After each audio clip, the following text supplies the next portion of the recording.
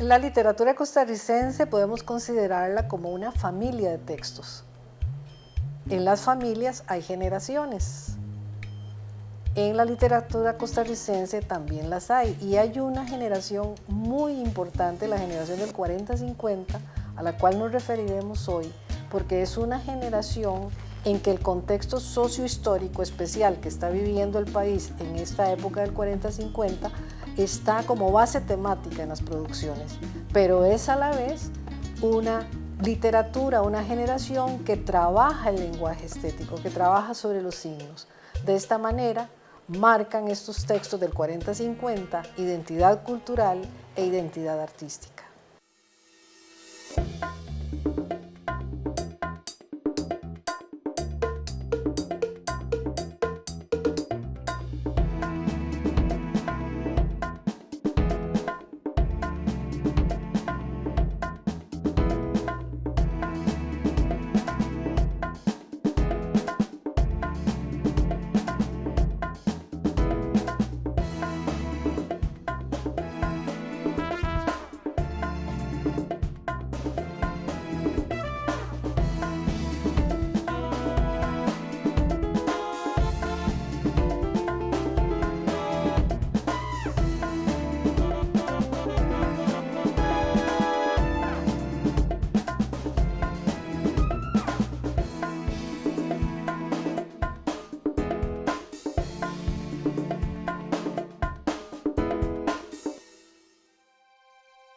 Con esta generación literaria la palabra también se parte.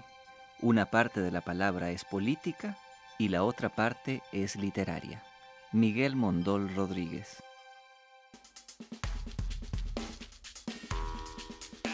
En este capítulo de Identidades nos acompañan el doctor Miguel Mondol y el doctor Arnoldo Mora para conversar acerca de la generación del 40, la literatura y la política. Las obras y escritores pertenecientes a este periodo 40-50 son referentes obligatorios en la historia cultural costarricense. Las reformas, las luchas sociales y la revolución son el ambiente en el cual una generación de escritores refleja la convulsión política del país. ¿Cuál es ese ligamen que las historias de la literatura costarricense han señalado entre varios miembros de esta generación y el Partido Comunista? La generación literaria del 40 en su mayoría es militante del Partido Comunista. El Partido Comunista nace un 16 de junio de 1931, respondiendo a una realidad muy concreta que se vivía en el país. Me acuerdo de un dato que decía que el costo de la vida se duplicó en este país. Entonces, ¿quién da la cara por eso? Quien va a dar la cara es el Partido Comunista, que después se va a llamar Vanguardia Popular. La palabra militante tiene fuentes también muy establecidas, según nos contaba Joaquín Gutiérrez y Fabián cuando nos visitaban en la universidad. La palabra de Carmen Lira. Con esta generación literaria, la palabra también se parte. Una parte de la palabra es política, la otra parte es literaria. Carmen Lira evita que esta generación caiga en el panfleto. Esta generación le enseña a articular literariamente la palabra política. Y ese yo creo que es el gran mérito de Carmen Lira. Enseña a escribir. Bananos y hombres. Bananos y hombres. Enseña a ver las realidades de nuestro pueblo, la dimensión política de bananos y hombres, y en ese orden, bananos y hombres, porque para la compañía eran más importantes los bananos que las personas, la compañía bananera. Como para muchas compañías actuales también son más importantes los productos que las personas. Les enseña a escribir y a no desligar las dos facetas de la palabra, a ser políticos, pero también a ser literatos. Y entonces eso evita que nuestra literatura caiga en el panfleto, lo cual retoma Calufa. ¿Qué se decía en los periódicos sobre lo que iba a significar la compañía bananera como para que esta gran maestra Lira viera en las posibilidades estéticas del texto de Calufa, Mamita Yunay, hiciera esa gran ironía, ¿verdad? Porque la mamita pues es una figura de amor, es una figura que protege, nutricia, pero mamita Yunay es, por lo que después el texto nos presenta, es una violación de todos los derechos humanos. ¿Qué era lo que se ofrecía en el país, en la prensa, me imagino, como las grandes maravillas que iba a lograr la Yunay? Esa palabra irónica de Calufa, mamita Yunay. Porque muchos pretendieron, sobre todo las clases gobernantes, que la compañía iba a ser la mamá, la mamita. Incluso la compañía llega al extremo de poner presidentes en este país. Hay un presidente costarricense que fue abogado de la compañía bananera.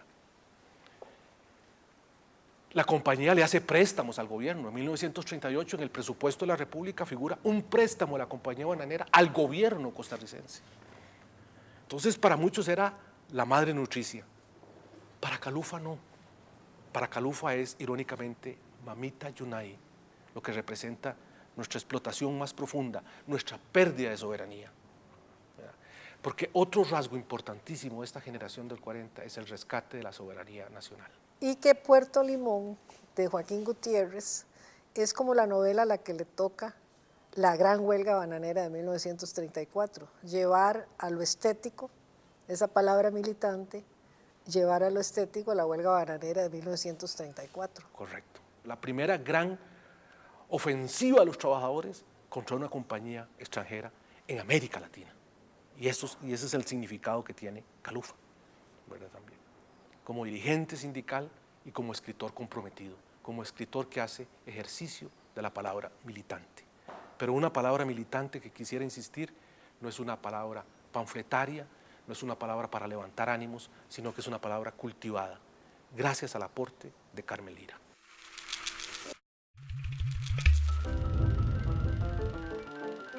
Durante la década de los 40 se implanta la socialdemocracia en Costa Rica y se abre el capítulo de las garantías sociales por Manuel Mora Valverde.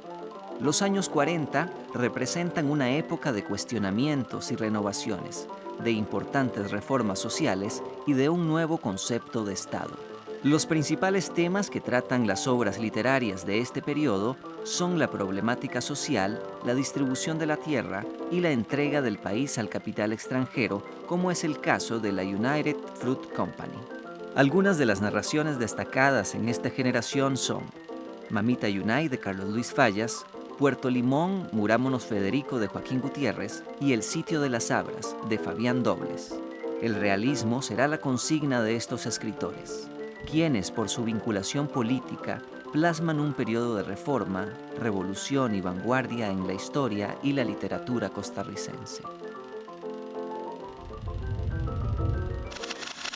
Joaquín Gutiérrez en Puerto Limón pone en boca de el presidente Ricardo Jiménez esta frase, cuando Jiménez convoca a Manuel Mora para discutir lo de la huelga, porque ya nos han amenazado los gringos con invadirnos, pues Manuel sale con una serie de posiciones, tal vez muy abstractas para el momento, y don Ricardo le dice, mire joven, por favor, aquí se trata de que nos van a invadir, y la soberanía de una nación es como la virginidad de una muchacha, solo se pierde una vez. O sea, cierto. Es decir, qué bonito esa frase, porque es el encuentro de dos generaciones, la generación del Olimpo y la generación del 40, ese encuentro entre Manuel y don Ricardo. Que don Ricardo es el que tiene la claridad que quien puede realmente negociar es Manuel Mora, es el Partido Comunista que puede negociar, digamos, los conflictos sociales en este país.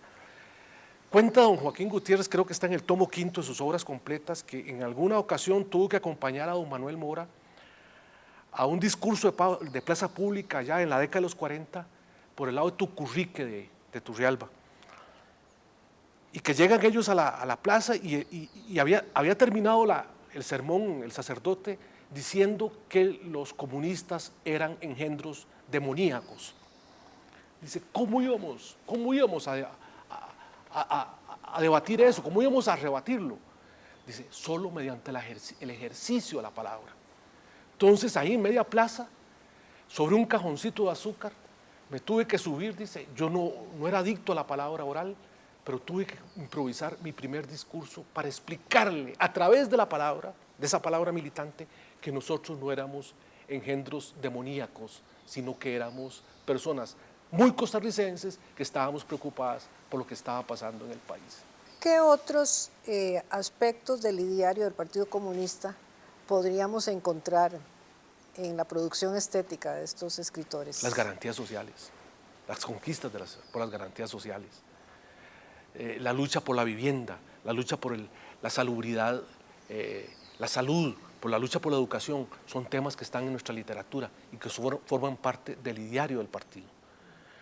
Pero aquí también otro detente, mire, no se trata de una transposición mecánica del ideario del partido a la literatura, no, es el militante que ejerce un doble oficio de la palabra. Como militante capta la realidad y como militante también la transforma en un producto literario de una gran calidad, gracias en parte a la maestra Carmen Lira, y lo entrega a la sociedad costarricense. No es un producto panfletario, ni tampoco es una transposición mecánica de lo que pensaba el partido y lo que hacían esta generación. No, de hecho ellos son tributarios de lo que nosotros en literatura llamamos el realismo social.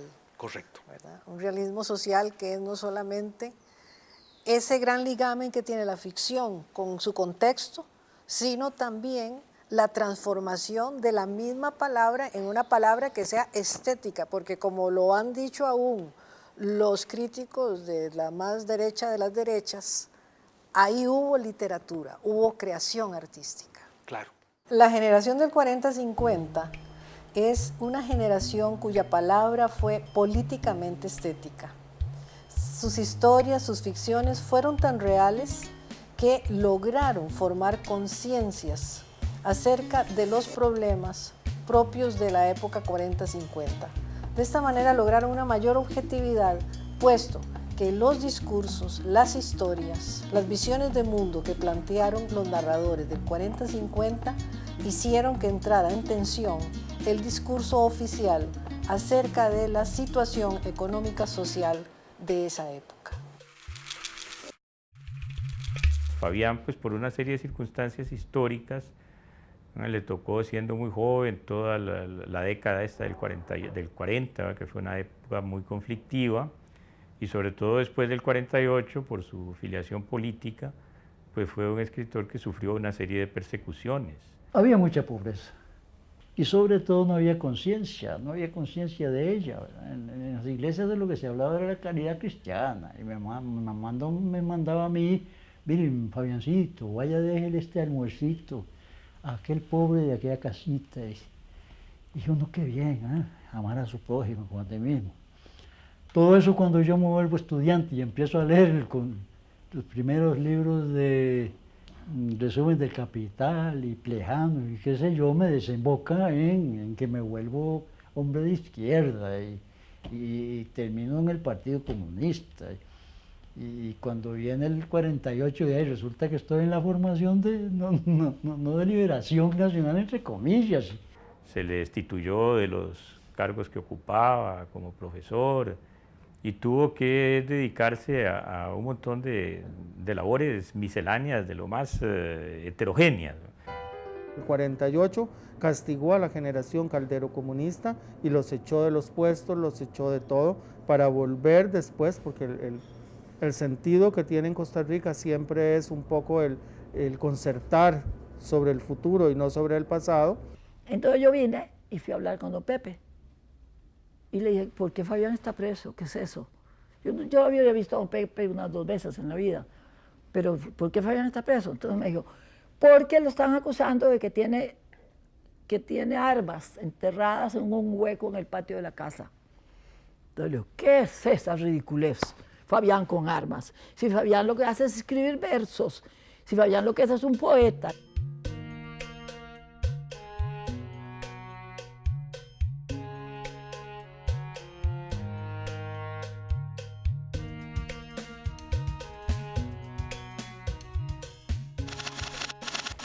Cuando te digo generación del 40-50, ¿qué imágenes llegan a tu mente ¿con qué elementos de la cultura costarricense la relacionarías? Bueno, la década de los 40 es la gran década en que nace la Costa Rica contemporánea. Es el parto de la Costa Rica contemporánea en sus dos grandes fases, en las fases de las grandes reformas sociales y en la fase de la construcción de la democracia en el sentido político de la palabra, o sea, democracia social y democracia política. Y dentro de este contexto se da la madurez de la novelística, o sea, la novelística costarricense llega a su plena madurez con el realismo social. El realismo social que inicia con un relato más bien breve y con muchos rasgos de ensayo de Carmen Lira en 1936, que son hombres, bananos y hombres, en que ella dice, pongo primero bananos que hombres porque en la compañía bananera son más importantes los bananos que los hombres. Y a partir de ese momento se considera que surge el realismo social. El realismo social no es solamente una manera de escribir, es una concepción filosófica, es una estética. O sea, es una manera de enfocar también el acto creador. El realismo da como énfasis fundamental al contenido sobre la forma, pero el contenido como una expresión de la realidad y por ende hay un mínimo de ficción. Claro que tiene que haber ficción, porque las personas no son personas, son personajes, si no, no habría novela. Se habría una autobiografía o qué sé yo, o una crónica. De hecho, Mamita Yunay comienza por ser una crónica, que Carmen Lira le ve rasgos novelísticos y entonces le dice a Calufa que la convierta en novela, pero comenzó por ser una crónica en un periódico, y en un periódico políticamente comprometido, o sea, no pretende objetividad, pero no pretende imparcialidad. Porque el realismo social es lo que podríamos llamar la expresión literaria de las profundas reformas sociales, del Código del Trabajo, de la creación de la Universidad de Costa Rica, es decir, de las bases y fundamentos materiales de lo que después va a ser la democracia formal que a partir de la Constitución del 49 se da a Costa Rica. Pero indudablemente García Monge tuvo mucho que ver también en esa conducción hacia ese realismo, porque si recordamos en Las Hijas del Campo, ya en Las Hijas del Campo hay problemáticas que tal vez no desarrolla él, como la pérdida de la propiedad porque han tenido que hipotecar la finca, que eso después sería en el 39 con Juan Varela, cuando ya empieza el problema de la hipoteca, pero ya este maestro García Monge ya había como hecho ciertos señalamientos. Sí, lo que pasa es que don Joaquín siempre fue realista. Lo que pasa es que no pertenece estéticamente al realismo social. Exacto. ¿Por qué? Porque Las Hijas del Campo son estéticamente modernistas. Es una prosa modernista. Todavía no es una prosa realista. Hay un contenido realista, hay una denuncia, hay un descubrimiento de lo que es el campesino, pero el campesino aparece como el oprimido, pero no como el rebelde. En don Joaquín no hay rebeldía. O sea, no hay un sujeto. No hay rebeldía. En cambio, en la literatura del realismo social, el oprimido se convierte en protagonista de la historia, comienza a rebelarse. O sea, ¿qué es lo que introduce de nuevo el realismo social desde el punto de vista filosófico, ideológico? La lucha de clases. Como familia de textos, estos textos del 40-50 son tributarios del realismo y de las figuras de García Monge y de Carmen Lira. No obstante, ellos construyen una nueva manera de trabajar desde el realismo social. Si las generaciones anteriores habían presentado o representado a los personajes casi desde la conciencia manipuladora, si quieren ustedes, de los narradores, con los autores del 40-50, los personajes dejan de ser representaciones para convertirse en sujetos históricos capaces de transformar la realidad social. ¿Cómo recibió la Costa Rica de los 40-50 la obra de estos escritores? Bueno, fueron muy bien recibidos, no tuvieron problemas de aceptación, fueron de golpe reconocidos Portirios y Trullanos. Eso es mérito de don Joaquín, porque esos autores no hubieran tenido la aceptación, el reconocimiento, si primero no hubieran publicado un repertorio americano. Don Joaquín es el gran difusor de la cultura, el que le dice a los costarricenses, mire, lean, lean, lean, y entonces espera cada semana que venga en Limón un barco con las últimas revistas y las últimas publicaciones, y él convierte el repertorio en una especie de tijeras en que va cogiendo lo que a él le parece mejor para abrir este país, esta aldea, abrirla al mundo. Repertorio americano fue la universidad que Costa Rica no tuvo en la década anterior a la creación de la Universidad de Costa Rica. Antes de 1940, recordemos que en el 88 se suprime la Universidad de Santo Tomás y del 88 al 40, es decir, medio siglo, Costa Rica no tiene universidad. Tiene una serie de facultades que lo que forman son profesionales y los profesores son profesionales en ejercicio. Un buen dentista saca muelas y un rato saca el tiempo para ir a dar clases a la universidad. O un farmacéutico es lo que llamamos boticario, y si es un hombre de un poquito de talento va a ir a dar clases en la escuela de farmacia, y lo mismo los abogados, y lo mismo después la escuela de bellas artes o agronomía. Eso es lo que existía. Pero una universidad es un centro de pensamiento, no es simplemente una fábrica de títulos. Es un conjunto de publicaciones, es un fermento permanente de inquietud, de confrontación de ideas. Ahí se tienen que cruzar y entrecruzar todo lo que está pasando en el mundo. Tiene que ser la conciencia lúcida de una época, como decía don Rodrigo Facio y tanto repetimos nosotros. Eso lo hace el repertorio americano. El repertorio americano llena ese vacío, y de hecho en la década de los 20 se convierte en la revista cultural más importante de habla española en todo el mundo. Un hombre como Miguel de Unamuno, una mujer como Gabriela Mistral escriben ahí originales, no de recortar, originales ahí. Don Alfonso Reyes, don Antonio Caso, una serie de grandes figuras están presentes en repertorio americano. Entonces, escribir en repertorio americano era consagrarse. Usted, Sonia, no era nadie si no aparecía en repertorio americano. Desde el momento en que don Joaquín considera que Sonia Jones ha escrito algo que vale la pena, desde ese momento el país y fuera del país te acepta. Y eso pasa entonces por ilustres desconocidos, Má Jiménez, el joven don Joaquín Gutiérrez, el joven Fabián Dobles, comienzan a escribir, Carmen Lira, escriben ahí, todos ellos comienzan a escribir ahí. Entonces, a partir de ese momento ya son consagrados, ya tienen una aceptación literaria. De la palabra del maestro Mora retomaría entonces, a manera de conclusión, que la generación del 40-50 es la generación que crea la novela en Costa Rica, que la generación de la 40-50 es una generación que no podría haber sido sin la obra anterior de un Joaquín García Monge, de un repertorio americano. Por ende, también sin la obra de los liberales que alfabetizan este país.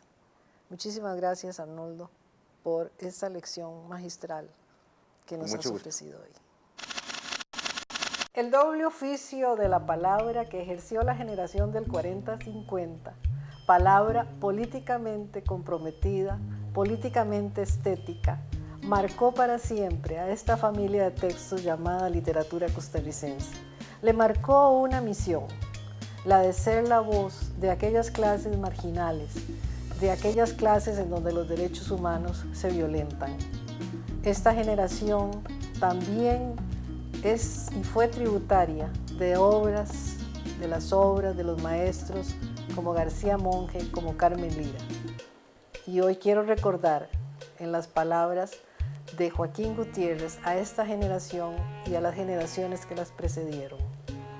Joaquín decía de García Monge y de Carmen Lira, siempre conmigo hasta mi muerte.